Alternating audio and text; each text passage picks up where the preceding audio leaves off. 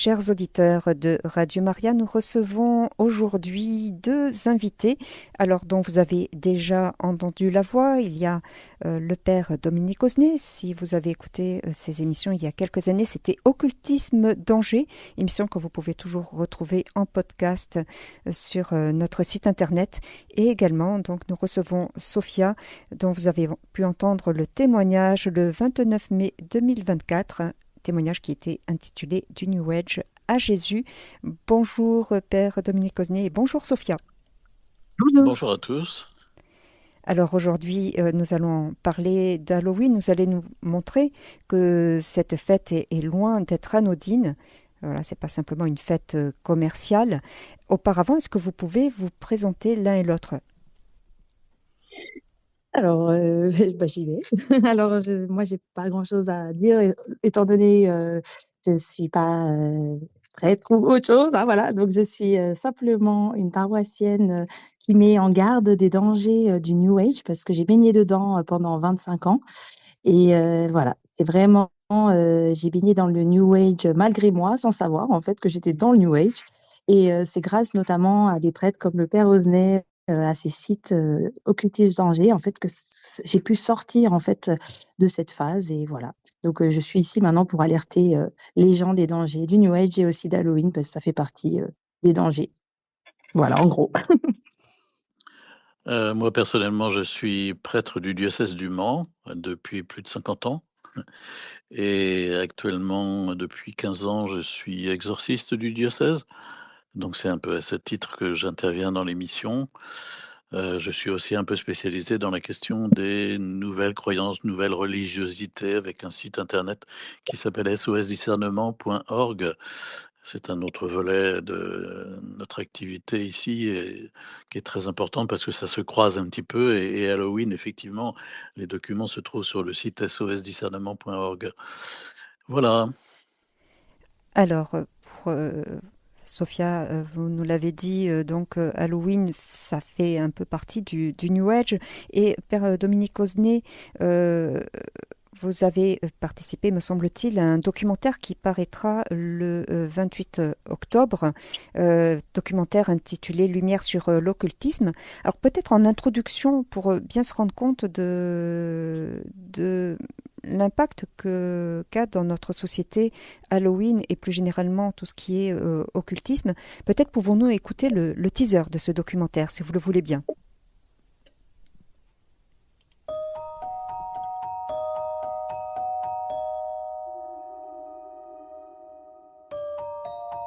Le succès de l'ésotérisme est directement lié à son aspect ludique. C'est quelque chose de très dynamique, de très vivant. Ça satisfait notre besoin de consommer. Souvent, si on demande à Dieu, on a l'impression de prier dans le vide. Et s'adresser à quelqu'un qui a un pouvoir occulte, c'est recevoir une réponse immédiate. Qu'est-ce qui fait en effet qu'on s'intéresse tellement à ces pratiques occultes ? Je pense que ça correspond à un véritable besoin de comprendre ce monde qui est complexe, qui est changeant et qui apparaît souvent inquiétant. Voilà donc pour l'introduction de ce teaser sur le documentaire Lumière sur l'occultisme. Donc chers auditeurs, je vous l'annonce d'avance, nous aurons une émission spéciale pour présenter ce documentaire avec Cécilia Rançon qui l'a réalisé. Alors, dans ce début de teaser sur l'ésotérisme, donc on apprend donc que les gens peuvent être attirés par ce côté obscur. Est-ce que c'est justement le cas pour Halloween ? Et pour cela, il serait peut-être bon de revenir aux origines de cette fête, entre guillemets. Oui, je veux bien vous faire un petit historique si vous voulez, parce que au-delà de l'aspect folklorique, peut-être de l'aspect mode que nous pouvons constater actuellement dans nos magasins un peu partout et de multiples façons, c'est intéressant de se pencher sur l'histoire d'Halloween pour montrer la complexité qui s'entremêle constamment. L'origine d'Halloween, ça vient d'une ancienne fête celtique qui marquait la fin du cycle des saisons, de l'automne à l'hiver, avant d'entrer dans une période de repos marquée par le froid et le silence. Cette fin de l'été s'appelait en gaélique Samhain, qui est à l'origine du mot Samin, qui est l'autre nom d'Halloween, hein. Il semblerait que l'année religieuse était marquée par 4 grandes fêtes du feu, dont la Samin était la dernière, la plus importante. Et cette nuit-là, tous les foyers étaient éteints, puis rallumés à partir de braises ramenées du grand feu druidique allumé sur le mont Tara, en Irlande. Il est possible que ce soit le transport des braises dans des pots avec des orifices pour en assurer l'aération qui soit à l'origine des navets et potirons éclairés. Ce temps aurait été aussi celui d'une remise à zéro. On retrouve là d'ailleurs un peu l'idée du jubilé. Les champs sont laissés en jachère, les animaux rentrés, les provisions terminées, les dettes payées, dettes temporelles et spirituelles. Il est important de se mettre en ordre avec les vivants comme avec les morts, surtout si ceux-ci n'avaient pas été suffisamment honorés de leur vivant, comme par exemple les pratiques actuelles de retournement des morts à Madagascar ou encore le culte des offrandes sur les tombes au Mexique. Il s'agissait alors de les choyer, ces défunts, une dernière fois avant d'entrer dans la nuit de l'année pour s'assurer sa tranquillité. Et cette nuit, le voile entre le monde des vivants et celui des morts était dit le plus mince et permettait un ultime contact par la pratique du spiritisme et de la divination.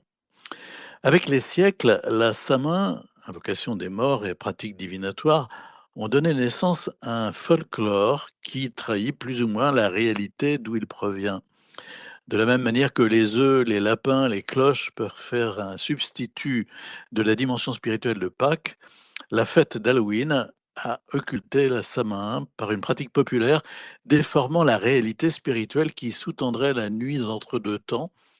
Le culte des morts s'est ainsi réduit à à de la nourriture laissée sur le pas de la porte pour des âmes errantes cette nuit-là en recherche de réconfort. D'autres se sont mis à jouer les esprits en se promenant dans la nuit, éclairés de navets évidés, récupérant la nourriture, jouant de mauvais tours à ceux qui refusaient ces dons importés aux États-Unis au cours du 19e siècle par l'immigration irlandaise. Ce folklore a connu des hauts et des bas, avec des vagues de vandalisme dans les années 20, pour être finalement adopté par l'ensemble des Américains vers la fin des années 30 sous la forme de quêtes de bonbons par les enfants du voisinage. Rien de bien méchant a priori, c'est la face potiron. Mais l'autre versant de la Samin s'est lui aussi perpétué, c'est la face grimace. Dès le 19e siècle, plusieurs courants ésotériques anglo-saxons ont vulgarisé et répandu des pratiques de communication avec les défunts, le channeling, le spiritisme et les facultés médiumniques, voyance, clairaudience, divination, etc. Ces mouvements se sont rapidement développés et plusieurs groupes occultes ont vu le jour, dont certains voués à Satan. Et ces mouvements occultes ont investi des domaines aussi divers que la musique, l'art, la littérature, et ont aussi récupéré la Samin et par là même Halloween en l'intégrant à leurs pratiques occultes. Donc vous voyez, c'est encore un détournement, un ultime détournement. Et la nuit du 31 octobre est ainsi devenue le nouvel an des mouvements de sorcellerie, Wicca, fêtant l'entrée dans les ténèbres. Alors ça peut paraître du mauvais roman fantastique, mais il importe quand même de ne pas être tout à fait naïf. Jusqu'où peut-on ne pas prendre au sérieux un culte de haine, de violence, de mort et de perversion, pratiqué et diffusé par des adultes qu'on peut supposer sains d'esprit et libres de leurs actes? Le simple bon sens voudrait déjà qu'un mouvement de contre-valeur et de recherche du morbide soit considéré avec prudence. De surcroît, il est plus raisonnable de ne pas impliquer les enfants dans une fête occulte majeure sous le couvert si peu convaincant de folklore. Donc pour terminer, Halloween, c'est donc une pratique populaire autant qu'une réalité ésotérique. Les deux sont intimement liés, tant par leurs racines communes que par les cultes dont elles sont une expression. On ne peut faire abstraction de l'un ou de l'autre. Il est vrai que l'engouement pour les déguisements morbides, le matraquage publicitaire, les succès de librairie, les jeux vidéo ne facilitent pas le choix d'une prise de distance que tentent de vivre certains parents. Mais il est important d'être conscient que promouvoir une telle fête, c'est quelque part marquer son accord, favoriser même involontairement l'émergence de pratiques occultes qui la sous-tendent. Et si la dimension ésotérique de cet événement en laissait certains sceptiques, quelques notions de psychologie devraient quand même rappeler que faire jouer les enfants avec le mal, le laid, le mauvais, le méchant, l'horreur, ne peut que les marquer durablement et en profondeur. Alors, merci beaucoup, Père Dominique Osnet. Je vais me tourner vers Sophia. Pourquoi, à votre avis, vous qui avez expérimenté tout l'aspect New Age, pourquoi cette fête attire autant? Alors, j'ai été attirée également donc par l'aspect de la voyance et du New Age, mais jamais par ce côté donc obscur. Par contre, je constate qu'il y a un engouement depuis une vingtaine d'années. Les jeunes, en fait, sont quelque part des victimes, en fait. C'est l'engouement, c'est parce que il y a tout le monde qui le fait, il y a énormément de publicité, il y a énormément dans la culture également, dans les livres, avec Harry Potter. Il y a également dans beaucoup même de dessins animés. Donc déjà petits, les enfants, par exemple avec le dessin animé Coco de Disney, on parle déjà de culte de la mort, comme c'était banal. En fait, il y a une banalisation de cette fête qui est soi-disant pour s'amuser, mais en fait, il y a une réalité occulte. Et ça, c'est vrai que si on ne connaît pas, malheureusement, on peut vite tomber dans le panneau parce que tout le monde le fait, les copains le font, voilà. Donc là, en fait, moi, je viens pour alerter en tant que maman, en tant que chrétienne aussi, parce qu'il faut faire de la prévention comme pour le tabac, moi, je dirais. Si on ne sait pas, voilà, hein, un homme averti en vaut deux. Donc, ne touchons pas à l'innocence des enfants et protégeons-les. Donc, nous sommes responsables de nos enfants, des enfants en général. Et puis, même si c'est pour s'amuser et pour faire comme tout le monde, osons dire non, en fait. Je pense qu'il manque un discours en face, c'est le non. Le non des parents, le non des chrétiens. Et je trouve qu'on est un peu laxiste de ce côté-là. Et il faut vraiment, vraiment qu'il y ait de plus en plus de gens qui alertent du danger ésotérique qu'il y a derrière, comme disait Père Osnet, qui est donc une fête satanique. Donc, d'après des anciens satanistes, le diable se réjouit qu'on déguise nos enfants en démons et en sorciers, en fait. Et ça, c'est très, très grave, en fait. Il y a vraiment un aspect ésotérique et occulte derrière cette fête qui est très, très profond, en fait. Et bon, il suffit d'écouter donc les anciens satanistes pour en être conscient et se réveiller. Alors, d'avance, pardon, je vais être volontairement provocante pour que vous fassiez bien passer le message aux parents. Donc, je vais me mettre à la place de certains parents qui pourraient vous dire « Oh, mais c'est juste un déguisement et quelques bonbons, c'est de l'amusement. » Alors non, ce n'est pas juste des bonbons, vu que la formule d'Halloween, c'est un bonbon ou un sort. Donc déjà, pourquoi on parle de sort Comme disait très bien le Père Osnet, ça remonte aux Celtes. Donc il y a vraiment quelque chose de très ancestral, païen. Donc comme il est écrit dans la Bible, mon peuple périt par manque de connaissances. Et là, on est clairement là-dedans. C'est-à-dire que souvent, on se laisse engrainer par les fêtes populaires sans savoir le sens profond. Et là, il y a le carnaval, il y a d'autres fêtes païennes, on va dire, mais là, celle-ci est clairement diabolique, étant donné qu'on déguise nos enfants en diable. Donc, nous sommes le temple de l'Esprit Saint, comme il était également écrit dans la Bible. Donc, est-ce que on peut déguiser un enfant qui est baptisé ou même pas baptisé, mais qui représente l'Esprit Saint, qui a l'Esprit Saint en lui? Est-ce qu'on peut le couvrir de démons? Parce que l'apparence, en fait, c'est pour ça que les prêtres ont eu tenue, les sœurs également. L'apparence est visible par le monde invisible, en fait. Donc nous, en fait, si on croit à Dieu, malheureusement, il y a également l'ennemi.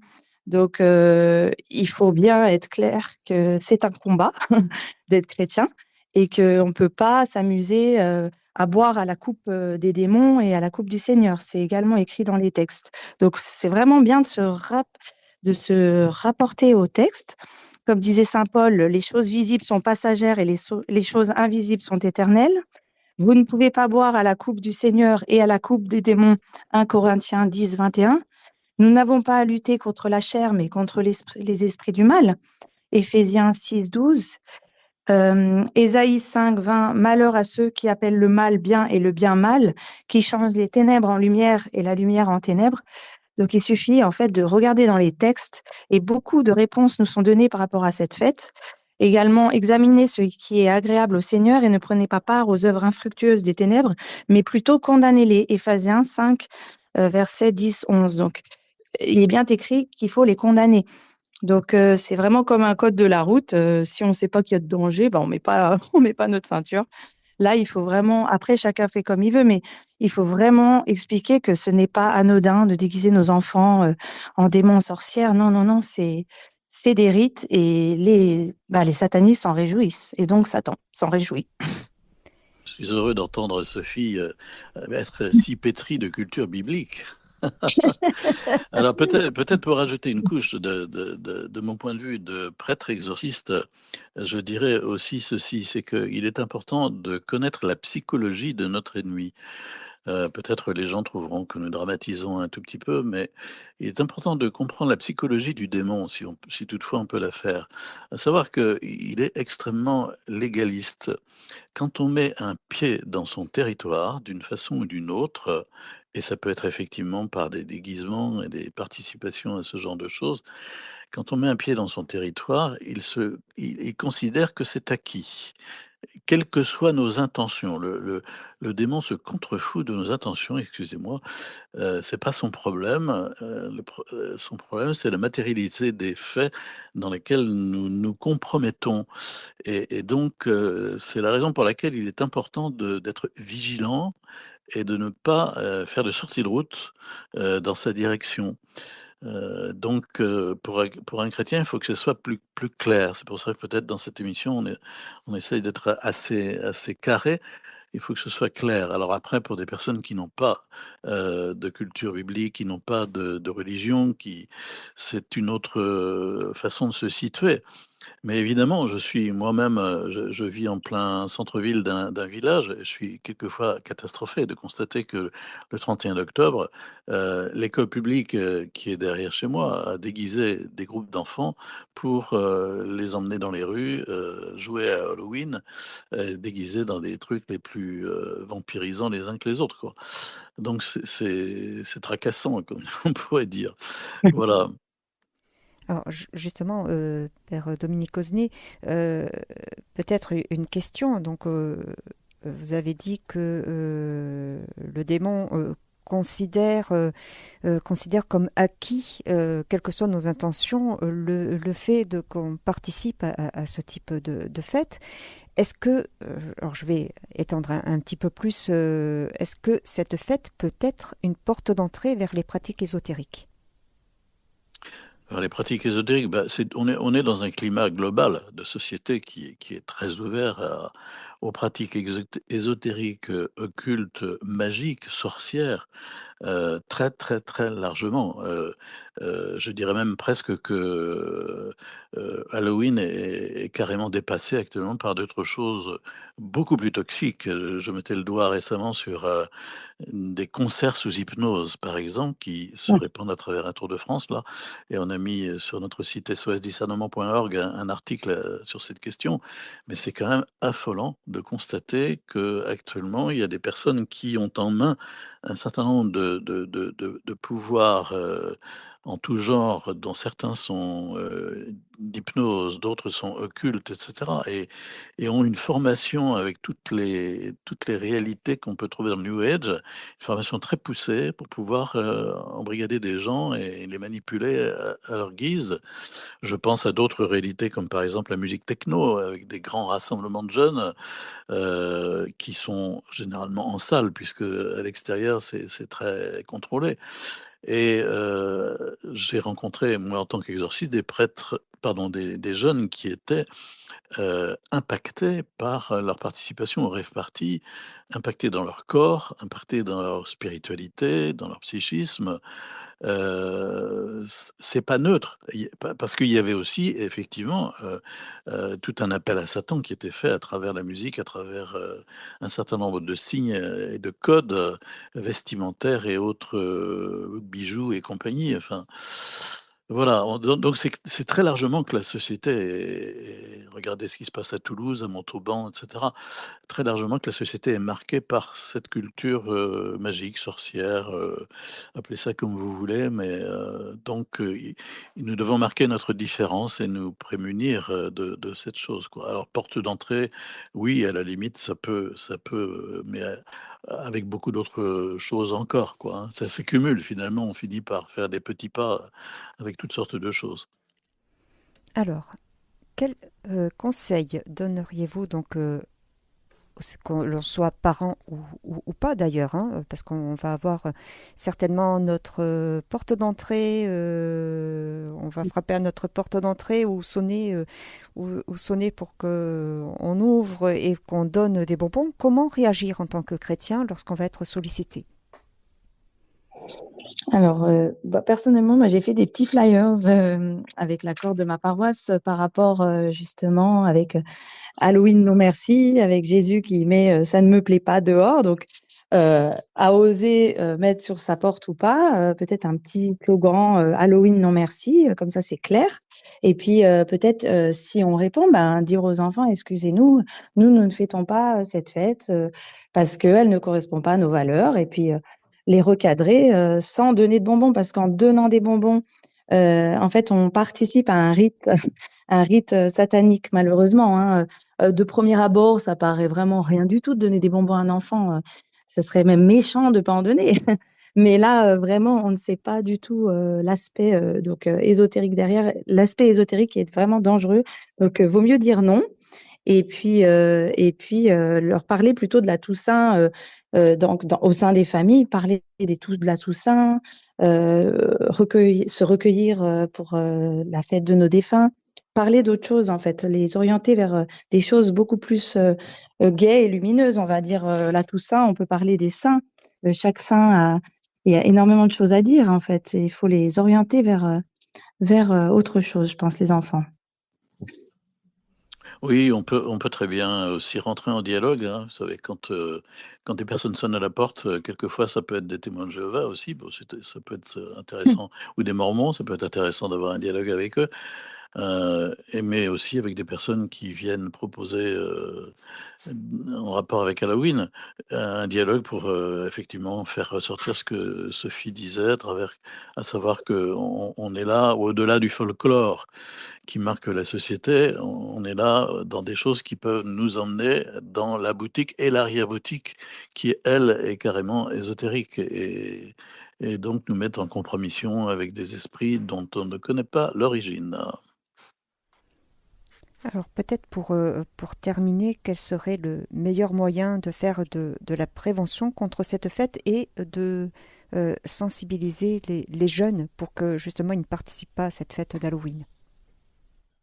Alors, je pense que déjà en tant que parent, le fait de ne pas la fêter et de dire non, ça aura déjà un impact sur l'entourage parce que bah, beaucoup la fêtent. Donc, ne serait-ce que dans les écoles, si notre enfant ou nos enfants bah, refusent, les autres enfants vont leur dire ah bon, tu fais pas Halloween, pourquoi?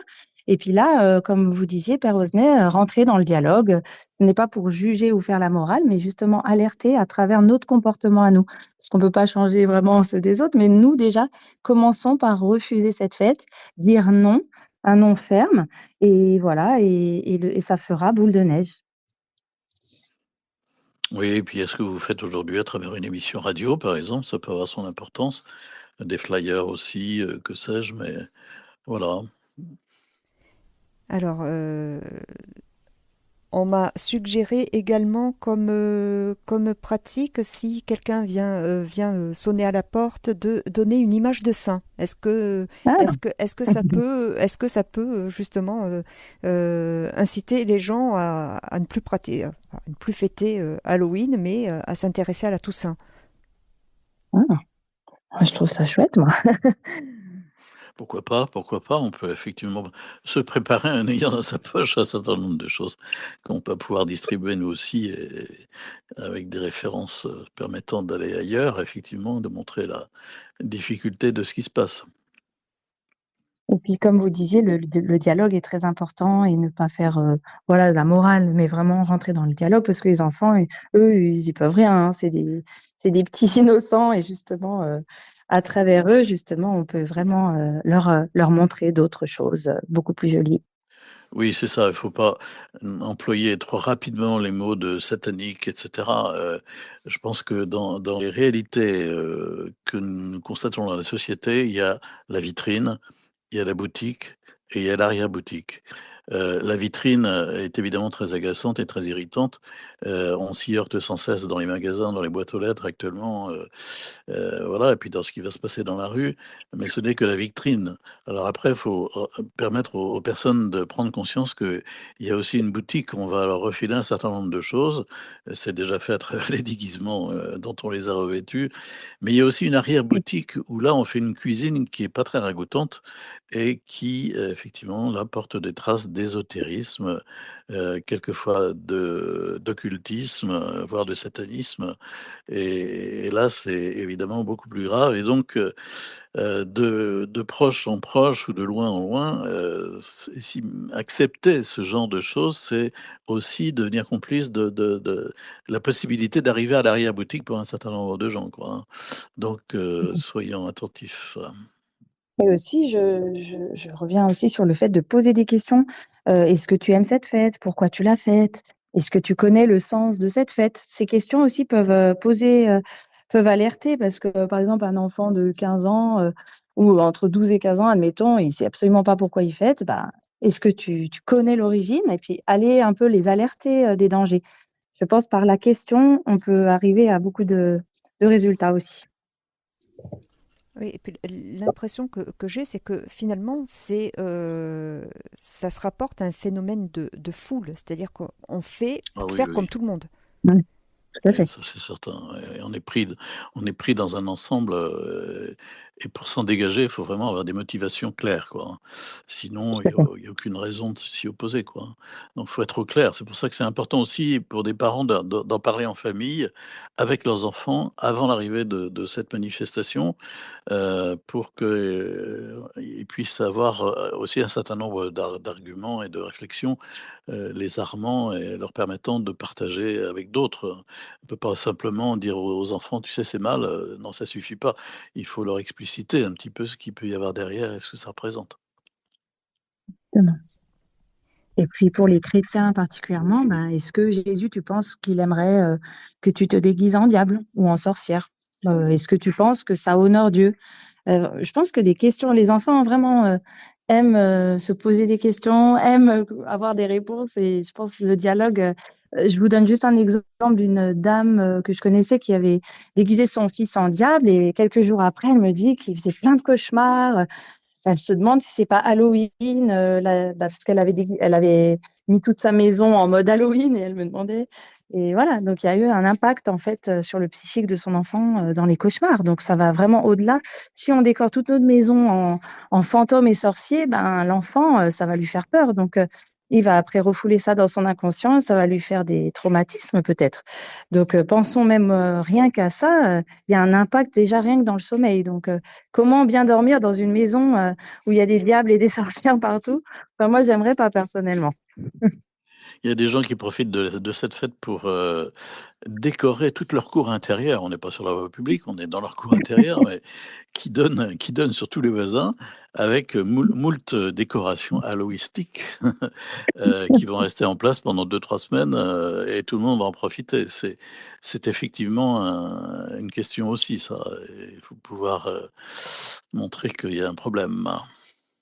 Exactement. Et puis, c'est pas beau. Je veux dire, en soi, il y a d'autres fêtes, entre guillemets, païennes, voilà. Mais là, c'est vraiment laid, en fait. On prône le lait et on associe ça avec l'enfance qui est l'innocence. Donc, c'est Oui, oui, incompatible, hein. C'est ce oui. que vous disiez, c'est incompatible. Donc, déjà, là, il devrait vraiment y avoir un gros rouge. Qu'est-ce qui se passe, quoi? On peut pas déguiser nos enfants de cette manière. Ce sera encore des petites princesses, tout ça. Non, là, c'est vraiment laid, quoi.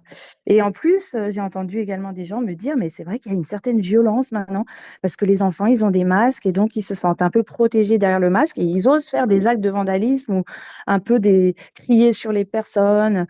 Ils se permettent des choses qu'ils n'oseraient pas s'ils n'avaient pas cette artillerie, quoi. Eh bien, merci beaucoup, Sophia, merci beaucoup, Père Dominique Osnier, pour ce temps que vous nous avez accordé aujourd'hui pour nous mettre en garde contre la fête d'Halloween. Mais Eh avec bien, Et on va peut-être rappeler, Père Dominique Osnet, votre site internet. occultismedanger.fr d'une part, et puis sosdiscernement.org d'autre part. Et puis ce documentaire, donc Lumière sur l'occultisme, qui passe sur KTO à partir de lundi 28 à 20h35. Très très beau documentaire, très beau film auquel j'ai participé et qu'il faut regarder. Eh bien, merci beaucoup et puis à très bientôt. À bientôt. Au revoir. Chers auditeurs de Radio Maria, nous recevions Sophia et le Père Dominique Osnet pour nous parler de la fête d'Halloween qui n'est pas une fête anodine, et vous pourrez réécouter cette émission en podcast sur notre site internet www.radiomaria.fr, rubrique Interview témoignages.